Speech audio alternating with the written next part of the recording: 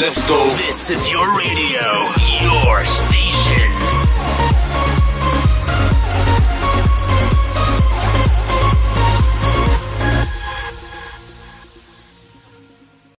Banyak penelitian itu sudah menjelaskan kalau dengan menyusui itu mengurangi terjadinya kanker payudara. Gitu. Dimana kan sekarang kanker payudara ini banyak banget. Iya. Nah, itu sudah ada penelitiannya, sudah lebih dari 70% kalau bisa mengurangi terjadinya kanker payudara pada ibu. Gitu. Nah, saat walaupun nggak keluar ASI, nggak keluar susu aja nggak apa-apa. Terus jangan stres, makan yang banyak, minum air putih yang banyak. Terus dibuat seneng, pijet punggung tuh suaminya disuruh pijet gitu. Terus nanti dia kan merangsang hormon untuk produksi ASI. Dokter pernah nggak ketemu sama anak yang periksa setelah ya dilahirkan gitu, terus kondisinya karena kurang ASI gitu, kondisinya jelek, malnutrisi atau apa gitu istilahnya, pernah nggak nemuin? Iya banyak kalau di rumah sakit. Jadi anak saya sendiri aja prematur, berat badannya 1,6. Terus tapi kecil saya berjuang gimana caranya dapat ASI. Alhamdulillah sehat walaupun 1,6 lahirnya. Dokter kan ngerti ya. Makanya faktanya kan sudah ada di saya sendiri gitu. Jadi mami-mami semangat untuk mengasihi anaknya.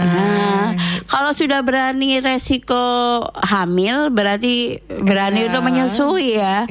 Jangan setengah-setengah kayaknya gitu. Tapi kalau ngomongin tentang durasi, idealnya berapa jam sih menyusui bayi itu? Kalau jamnya setiap bayi mau nangis, tanda-tanda lapar, rewel, terus itu bisa langsung disusui. Nggak ada durasinya kalau menyusui. Kapanpun bayi itu minta dikasih. Tapi kalau untuk misalnya ibunya itu bekerja, gitu kan. Wanita karir yang pengen anaknya ASI dipompa itu tiap 2 jam sekali gitu. 2 jam masing-masing 15 menit kayak gitu. 15 menit. Pokoknya harus terpompa biar merangsang ke otak kalau butuh anaknya ini butuh susu yang banyak gitu. Jadi payudaranya sering dikosongkan kayak gitu. 15 atau tergantung anaknya ya, seberapa kenyang lah ya, berapa. Tapi minimalnya berapa? Tiap 2 jam harus nyusu dan mompa. Biasanya 2 jam. Minimal menyusuinya. Misalnya yang ketika menyusui itu berapa? Misalnya hanya 1 menit, 2 menit atau gimana? Sampai anaknya tuh sudah kita nggak terasa kenyotan dan payudaranya terasa kosong. Gitu ya. Gitu. Jadi jangan ditarik dulu ya kalau anaknya belum ini selesai ya. Ada anak yang suka ngempeng doang, yang digigit-gigit ya. Jadi kenyot tinggal diuek-uek pipinya, dibangun. Caranya gitu. Soalnya nanti daripada lama kan kita nggak bisa kerja kalau misalnya dia nyusu. Jadi ya ngelamun kali ya dia si bayi itu. Kan nyaman soalnya. Iya benar ya kali ya. Jadi digoyang-goyang pipinya gitu. Nanti dia ngenyot lagi. Ini menarik sekali. Bu dokter bilang bahwa kalau pompa itu pakai yang elektrik ya, disarankan karena memang kontinuitas memompanya itu pas gitu kan ya. Tapi kalau misalnya nih itu kan buat ibu pekerja ya, misalnya yang memang punya kesibukan harus ninggalin bayi dan susunya gitu. Terus alat-alat yang proper buat ibu menyusui tapi dia bekerja itu gimana? Padahal dia pengen menyusui bayinya semaksimal mungkin. Sampai berapa tahun tuh terakhir 2 tahun gitu misalnya. Yaudah saya akan menyusui bayi saya gitu. Even itu apapun dilakukan. Nah, saya ngomongin tentang alatnya dulu. Alatnya tuh untuk ibu yang menyusui tapi dia sibuk gitu, yang proper yang gimana? Haruskah punya lemari es? Haruskah punya apapun itu, nggak tahu namanya gitu dok, yang harus disediakan? Jadi kalau mau menyusui intinya harus yang untuk ibu bekerja punya pompanya dulu. Terus alat nyimpennya harus steril. itu bisa plastik atau botol. Iya, temanku Kalau plastik gitu. Iya, kalau plastik itu lebih ringkes sebenarnya, tapi sekali pakai. Iya. Kalau botol bisa Bukan, botol kaca itu bisa kita cuci, kita sterilkan, terus kita pakai lagi. Botol kaca. Iya, botol kaca. Terus dijual di tempat iya. botol kaca. Terus ada alat steril. Kalau misalnya nggak punya alat steril, apa dikasih air, ditaruh di rebusan air panas, tapi tutupnya jangan, karena tutupnya kan karet ya. Iya. Botol kacanya aja itu udah steril. Terus perlu ini nggak? Apa gosokannya itu loh? Iya, untuk nyucinya. Iya, cuci. Ya, untuk alat-alat mencuci botolnya itu. Oh, jadi kalau nggak punya Mending plastik digodok. Ceritanya ininya. Jangan direbus ya, air panas ya mendidih baru itu. Nanti leleh kalau direbus. Iya, botol untuk bayinya. Botol kaca atau botol susu yang didotin. Kalau sekarang udah ada alat steril, jadi kayak dikukus gitu. Mahal nggak? Banyak sih. Iya. Berbagai macam harga. Terjangkau kali ya. Iya, oke. Terus yang temanku itu pakai plastik tuh, terus kan dia menyusui di sini, mompa di sini gitu. Terus dia nunggu pulang kerja, terus dia taruh di lemari es. Itu yang freezer atau yang biasa?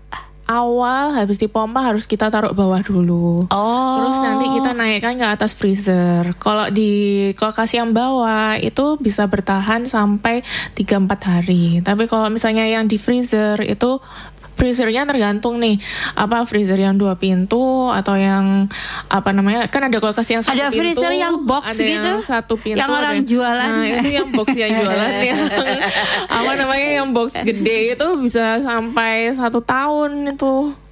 Nggak apa-apa beku. Nggak apa-apa. Nanti dicairinnya pakai air hangat, susunya tuh dicelupin di situ. Iya, tapi nggak apa-apa beku. Nggak apa-apa beku. Katanya gara-gara kalau luka itu cara menyusah ya.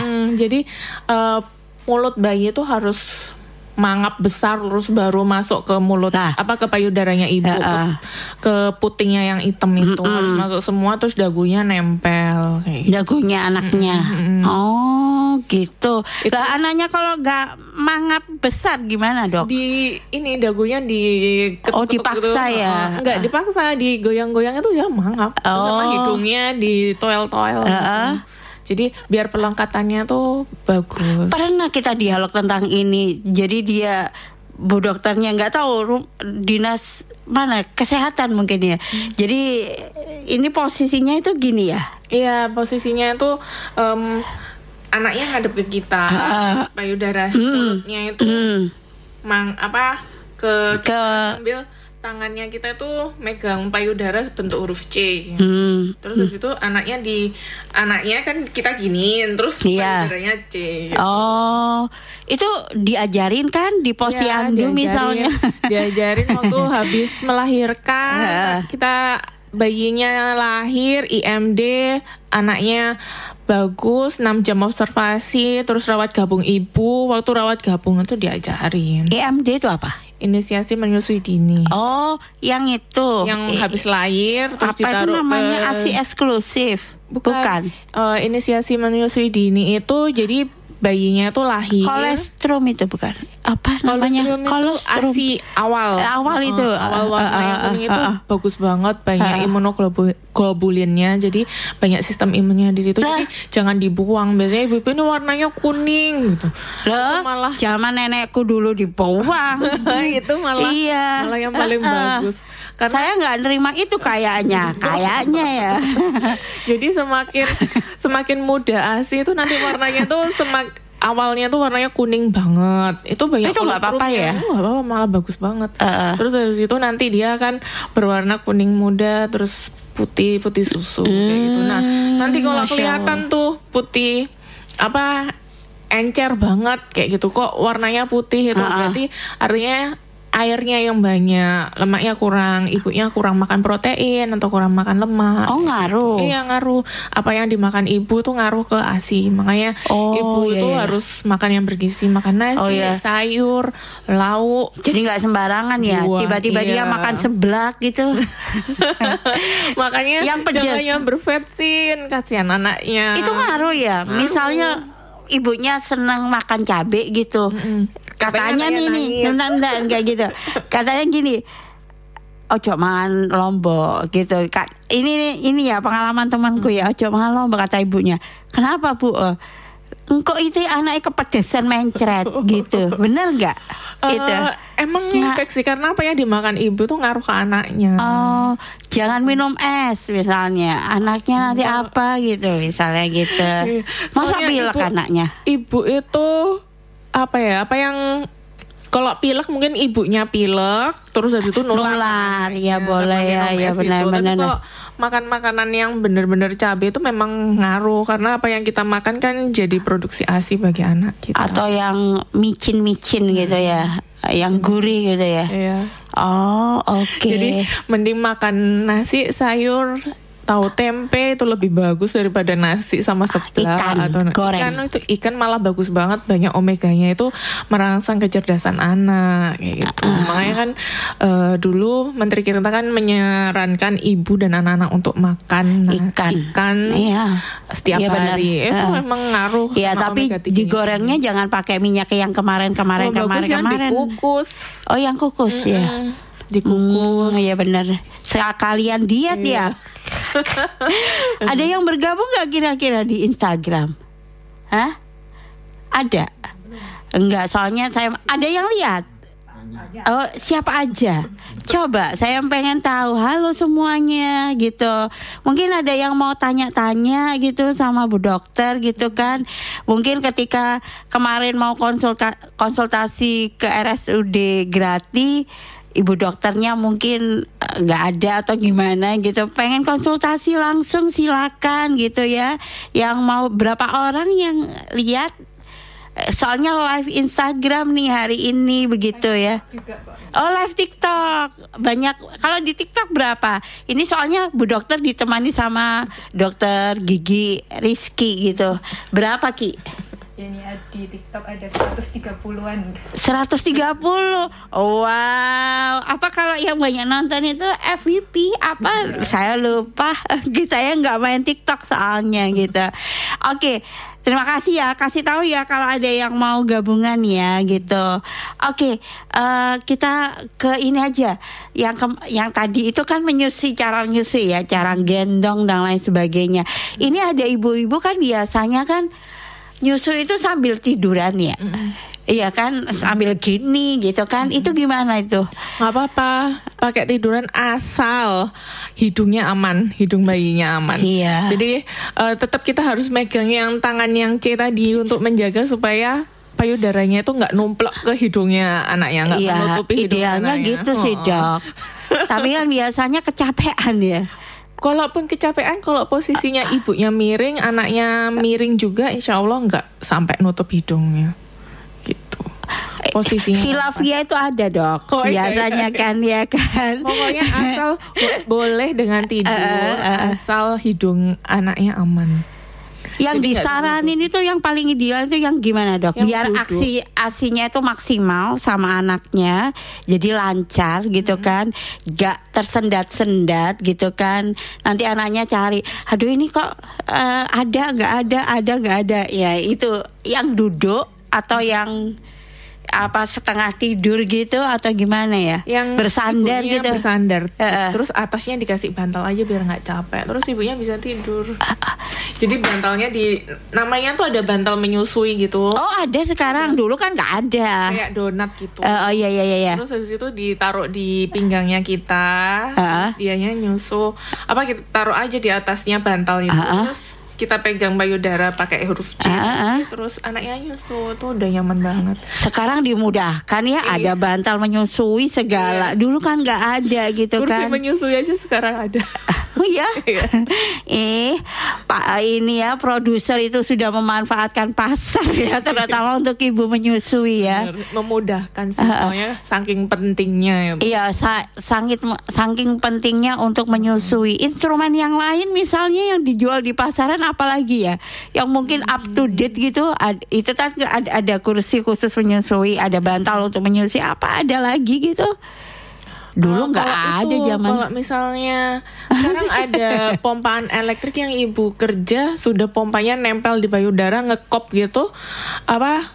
Ada yang elektrik, ada yang manual, kayak plastik gitu. Saya lagi membayangkan itu, temanku itu biasanya setiap hari ada di jalan-jalan, kita jalan walaupun kerja tinggal pakai kopnya itu dia udah ngalir sendiri tanpa kita peras-peras, jadi udah kayak ngepres sendiri. Itu ada sekarang kayak gitu. Keren gitu ya.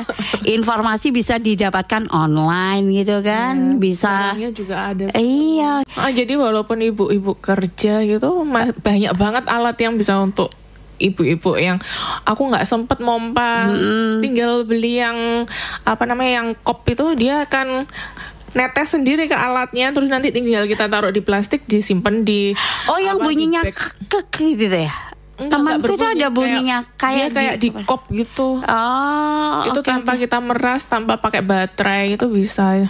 Pak Suryan People nggak mau nanya nih, antara ketika hasil memompa gitu sampai dibawa ke misalnya perusahaan ada tempat untuk menyusui atau untuk memompa, itu kan mereka menitipkan susunya misalnya ada di lemari es ya di situ.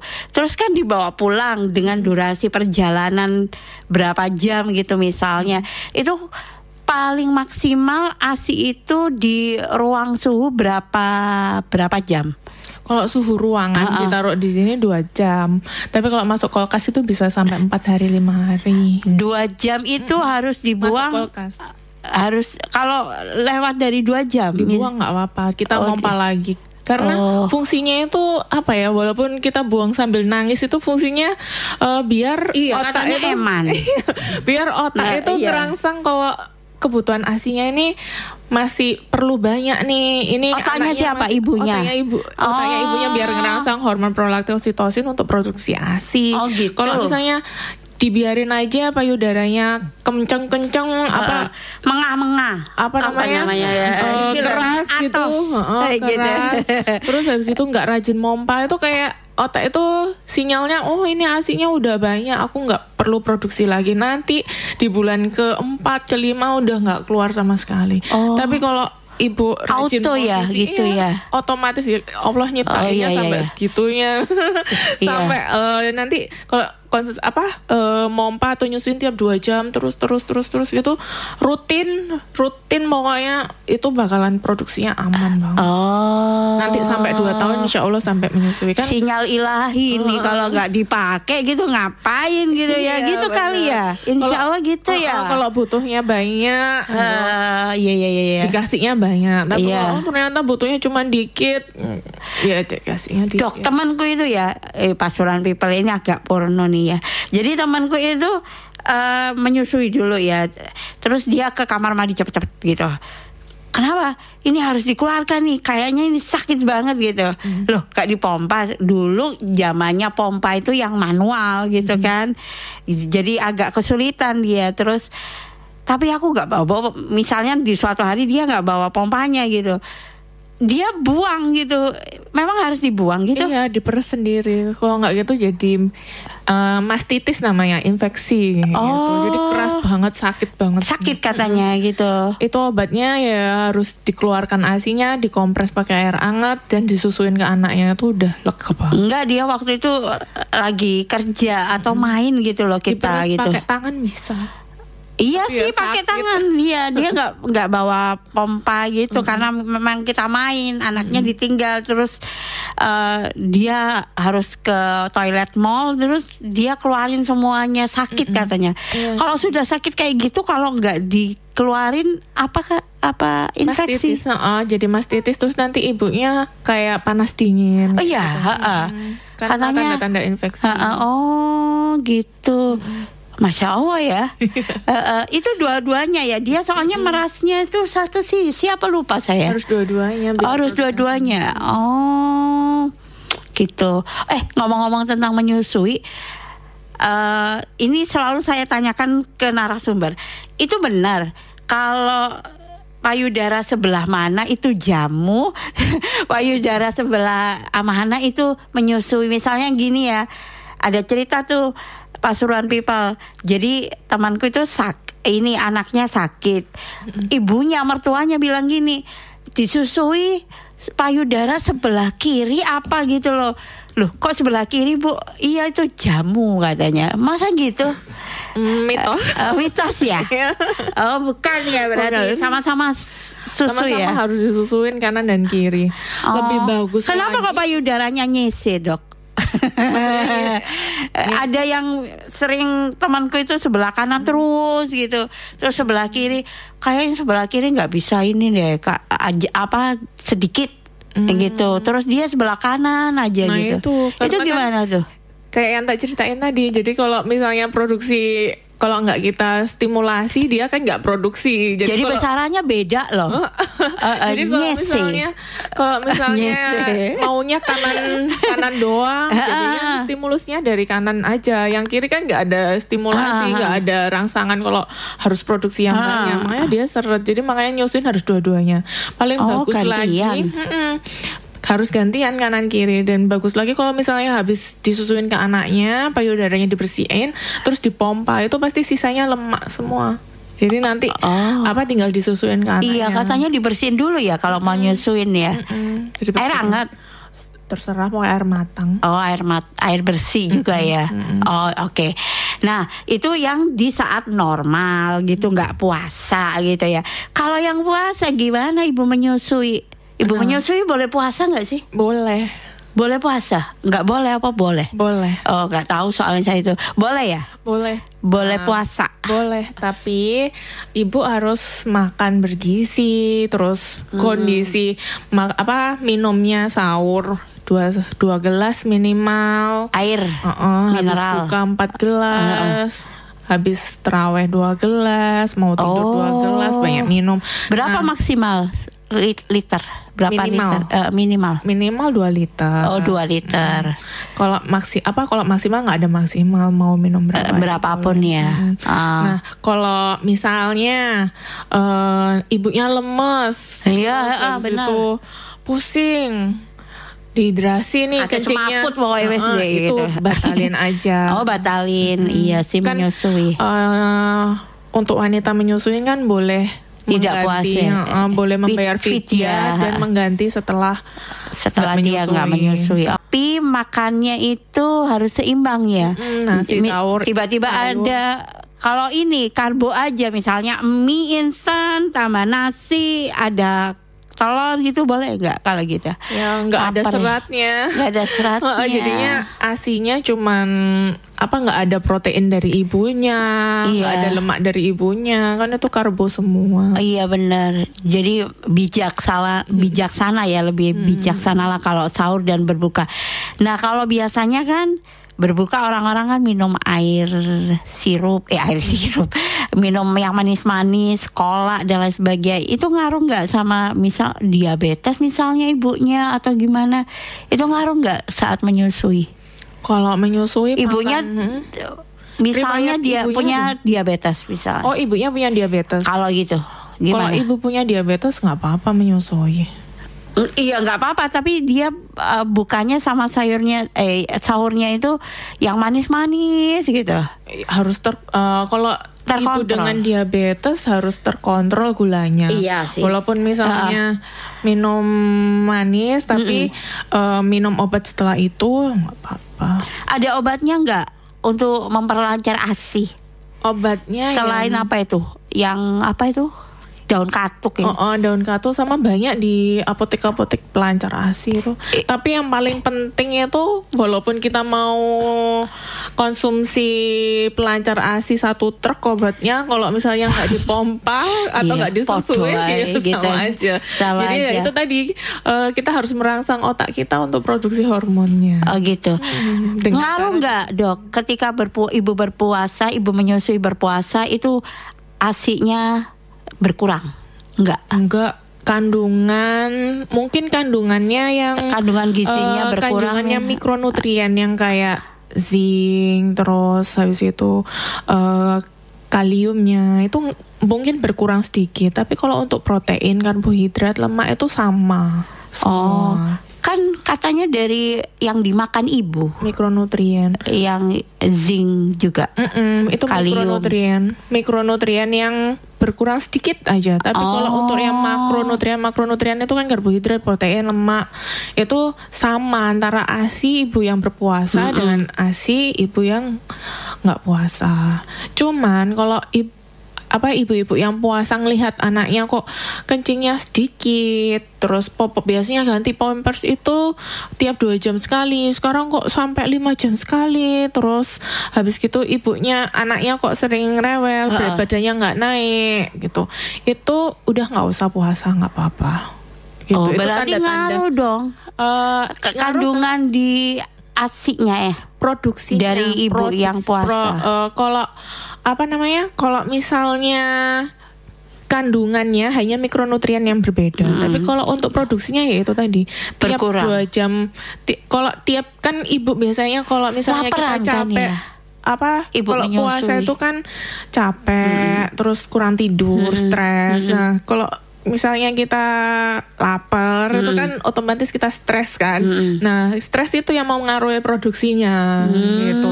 Asal kalau kita happy, lapar ya tetap seneng dengerin musik atau apa, atau sambil baca Al-Quran gitu, produksinya sama. Cuman ya karena faktor stres tadi, kalau orang lapar itu kan pasti stres ya, pengen bawaannya uring-uringan aja gitu kan. Terus kaget aku gitu. Terus gimana? Terus dok? Terus habis itu kalau misalnya ya banyak penelitian yang kalau misalnya produksinya itu nggak ada beda, yang membedakan yaitu faktor yang mencetusnya kenapa dia berbeda. Misalnya ibunya tadi yang saya bilang tadi, orang lapar jadi stres. Kalau ada ibunya tanda-tanda dehidrasi kayak udah pusing, lemes, itu buka aja daripada anaknya membatalkan aja ya, daripada dehidrasi nanti ganti. Jadi dilihat dari ini volume kencingnya itu, ciri-ciri bayi dehidrasi atau terus enggak itu ya kita lihat berat badannya kurang. Kita lihat berat badannya nggak naik nih seminggu. Terus habis itu pampersnya biasanya ganti tiap 2 jam, ini kok 5 jam. Terus warna kencingnya patut curiga ya. Kita harus curigai kayak gitu, berarti ibunya harus minum nih gitu. Kurang nih ASIku ternyata kayak gitu. Kalau enggak kan sebelum-sebelumnya waktu mau puasaan ini misalnya kita pompa waktu sebelumnya, nah kita kasih ASI perahnya kita nggak apa-apa. Oh iya sih, benar ya. Fungsinya kenapa kok kita harus rutin tiap 2 jam. Terus supaya kita tuh nabung ASI kita loh. Kalau misalnya kita lagi pergi, anak kita tuh ada cadangan ASI, jadi kita tuh lega. Tinggal kita pompa kita pompa, nanti kita setor ke anak kita. Iya benar sih. Iya benar, itu ide bagus tuh ya. Iya, kalau misalnya itu untuk ibu-ibu yang kerja terutama. Iya. Kalau misalnya sibuk terus kan jadinya kita bisa me time dengan teman-teman. Iya benar. Jadi karena kita punya tabungan. Iya, berbanyak ASI yang sudah diperas gitu kan. Iya. Jadi stoknya banyak gitu. Jadi nggak kupuh, maksudnya kalau di rumah dirawat neneknya nggak ada ASInya, ini ayo cepet pulang gitu kan nggak enak ya pergi di buru-buru. Atau mungkin tiba-tiba neneknya punya ngide gitu, ya udah dia formula aja deh, ibunya nggak ada stok gitu kan ya. Jangan juga gitu. Makanya supaya mencegah itu kan kita harus stok. Berarti susu formula itu adalah pilihan terakhir ya? Iya, pilihan terakhir. Tapi paling bagus dan paling bermanfaat ya pakai ASI aja. Iya, tapi kenapa ya kok ada drama-drama ibu menyusui gitu ya? Cerita-cerita di sosial media kayak gitu. Kayak apa? Iya kayak ya saya menyerah deh, ASI saya nggak keluar kayak gitu. Karena Aduh mindset di sakit otak gitu. tadi. Iya ya. Kalau Dari misalnya, awal dia nggak mau. Kalau mindsetnya kita, wah ASIku bakalan lancar ini, aku bisa nyusuin 2 tahun. Nah, itu tuh pasti banyak. Dulu Iya. saya nggak keluar loh Kak sama sekali. Kan iya? anak saya prematur kan. Terus habis itu pokoknya aku maunya ASI walaupun apa namanya? Keadaan niat gitu ya apa kali namanya, ya. walaupun disuruh udah kasihan anaknya nggak minum nggak apa-apa 3 hari ya. Aja tidak ada niat untuk menyusui Iya, gitu karena loh. Lambungnya anak bayi loh, bayi baru lahir itu cuma sebiji kacang, cuma iya. kecil, butuhnya cuma 5 cc kayak iya. gitu. Jadi walaupun setetes apapun kasih ke anaknya. Iya, itu memang ini niatnya aja dok. Dia gak berniat untuk menyusui Iya, sebenarnya yang penting gitu. mindset ke otaknya. Mindsetnya itu. Positive thinking. Iya, itu memang harus. sakit banget. Saya akui sakit banget dan perjuangan banget karena jam Kok saya bisa 11 bilang iya ya, saya belum 11 menyusui. misalnya, tengah malam itu produksinya semakin banyak. Oh tengah malam. Tengah malam jam 1 jam 3 pagi itu Masya Allah. tinggi banget, jadinya itu masa emas kita mompa. Iya. Biasanya kita mompa cuman dapat 100 cc itu jam segitu bisa 200. Iya, gitu. jam-jam segitu tuh jam-jam recovery tubuh. Iya nggak sih? Kita disuruh bangun jam segitu untuk misalnya tahajud ibadah gitu. Itu recovery tubuh benar gitu loh. Iya, itu kita jam-jam segitu tuh nanti kita pompa pasti banyak. Masya Allah, tubuh itu memperbaiki diri ya Allah semua sih. Tapi even itu ASI ya. Iya. Kalau misal pun anak saya alergi ASI gitu, ya itu ibunya yang diet gitu. Ibunya diet misalnya nggak boleh makan kacang-kacangan, nggak boleh makan ikan. Jadi hanya makan nasi, sayur yang tanpa kacang-kacangan, sama ikannya proteinnya boleh daging merah, boleh daging ayam atau daging sapi atau kambing. Berarti ibu menyusui itu tidak ada pantangan sama sekali ya? Tidak ada pantangan bagi anak yang tidak alergi. Misalnya dia minum ASI, terus anaknya minum ASI tapi kok BAB kan memang kalau minum ASI itu BAB-nya cair. Terus kalau misalnya dia gatal-gatal nih, badannya merah kayak gitu, kemungkinan besar misal dia alergi ASI, ibunya diet, nanti dia hilang sendiri kalau ibunya diet. Kalau nanya-nanya gini memang waktunya terbatas ya. Kalau sekarang ya, gimana kalau mungkin konsultasi bisa nggak ke RSUD Grati? Oh boleh. Nemuin dokter. Di Grati ada 3 dokter, ada dokter ST spesialis anak, ada dokter Cintamis spesialis anak, ada saya. Dimana setiap Senin sampai Sabtu ada. Jam poli itu awal administrasi jam 7, selesainya jam 12. Jadi datang aja. Apalagi Anda mungkin di sekitaran gratis itu, jadi bisa datang gitu. Udah 1 jam ya. Ada yang tanya? Enggak ada. Lihat aja ya Ki. Baik itu di TikTok maupun di Instagramnya RSUD Grati. Karena waktunya terbatas dok, jadi apa yang ingin disampaikan berkaitan dengan topik kita hari ini, sehat dan aman memberikan ASI di bulan puasa? Ya, untuk mami-mami atau calon mami atau ibu yang lagi hamil, mau pengen anaknya ASI terus tapi waktu puasa nggak apa-apa. Waktu puasa silahkan tetap menyusui anaknya. Terus tidak akan mengurangi kandungan ASINya. Nanti ASINya encer atau apa itu enggak, tergantung kita konsumsi yang kita makan saat sahur, buka puasa dan yang akan tidur. Terus kita harus mempunyai mindset ke diri kita untuk anak kita yang terbaik, dimana ibu atau orang tua kan pengen anaknya yang terbaik, dimana ASI itu nutrisi yang paling baik untuk anak kita, dimana nanti dia bisa rentan imunnya tinggi, terus nggak gampang sakit, nggak gampang alergi, berat badannya naik, kecerdasan juga tinggi karena konsumsi ASI. Jadi nutrisi paling baik itu memang ASI. Jadi jangan patah semangat kalau misalnya ASI-nya nggak keluar atau nanti payudara kendor. Enggak, itu hanya mitos aja gitu. Jadi memang kita harus kasih yang terbaik, untuk kan kita dititipi Allah itu amanah ya. Amanah itu anak, di mana anak itu kita harus rawat dengan baik. Gimana cara kita rawat baik? Sebelumnya ya kita harus berikan yang terbaik. Nah, berikan yang terbaik selama 6 bulan ini kita harus kasih ASI eksklusif.